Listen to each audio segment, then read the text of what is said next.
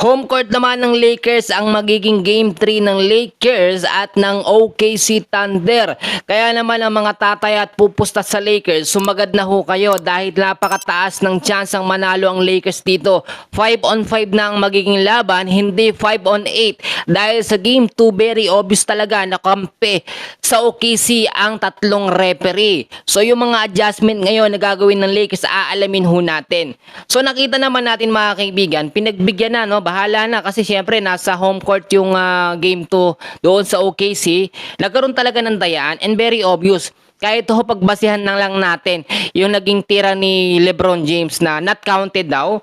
Yung referee ho, no, aminado talaga tayo, yung mga nakapanood ng live, kitang-kita ho ninyo, bago pumito o bago tumawag ang referee, tinitignan muna niya kung papasok o hindi yung bola, saka po tatawag. At yung pagtawag, laging pabor po sa OKC Thunder. Ngayon po, tila walang maiharap na mukha ang OKC, no? Dahil sa kanilang maduming pagkapanalo. Sa Game 3 ng Lakers, bukas ho yan, home court ito ng ating Los Angeles Lakers. Dito ho, papatas talaga yung laban. Hindi naman natin sinasabi na ang Lakers ho, no, ay babawian ang OKC at yung referee ng Lakers, kakampi sa Lakers. Hindi ho mangyayari yan. Hindi ho madaya maglaro ang Los Angeles Lakers. But kung titignan ho ninyo, yung starting 5 na lineup na ginamit ho kahapon, talagang maganda at malakas at masasabi natin, yun talaga yung fit na starting 5 hanggat wala pa si Luka Doncic, which is si LeBron James, si Rui Hachimura, si DeAndre Ayton, Austin Reeves at si Marcus Smart. At hindi rin talaga palabas yung pinakita ni Austin Reeves na pakikipagtalo sa referee.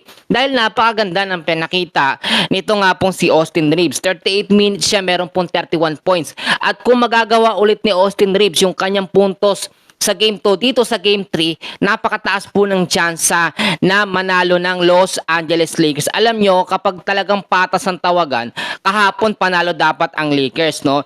Yung score na 125-107, halos dikit lang, konti lang yung lamang dito ng OKC. Yung ibang kalamangan doon ng OKC, puro pandaraya, no? Na dapat po yun sa Lakers. At doon kasi sa first quarter, yung dalawang tira po ni Rui Hachimura hindi pumasok kasabay yung kay DeAndre Ayton. So kung naipasok yun, talagang kahit po sa first half, lamang talaga ang Lakers mga idol. Eto pa.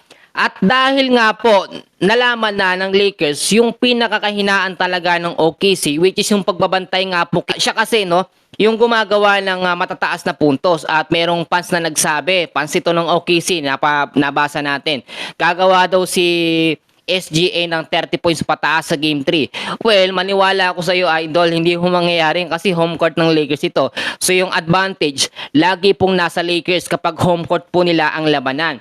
So aabangan natin kung magkakaroon pa nga ba dito ng dayaan kasi wala na yung tatlong referee, no? Nandoon lang yung sa OKC na home court. Pero dito sa Lakers, papatas talaga yung laban. So mga idol, yan muna yung pinaka-short na update natin para sa Los Angeles Lakers.